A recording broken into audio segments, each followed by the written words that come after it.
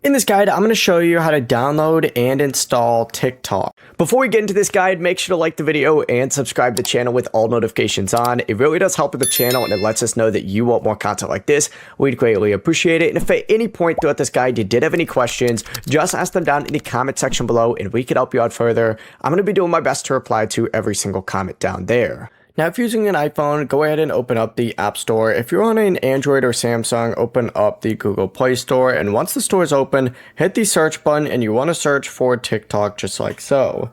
Go ahead and hit enter and you're going to see TikTok appear in here. Go ahead and select it, and where mine currently says update, yours is going to say get or install. Select that to get or install it. If it says update, hit update. From here, you're able to just open it up and you can now log in, create a new account, or start browsing videos. It's that simple. Before you leave this guide, make sure to like the video and subscribe to the channel with all notifications on. It really does help the channel and it lets us know that you want more content like this. We'd greatly appreciate it. And if at any point throughout this guide you did have any questions, once again, ask them down in the comment section below and we can help you out further. I'm going to be doing my best to reply to every single comment down there. Have a great rest of your day though.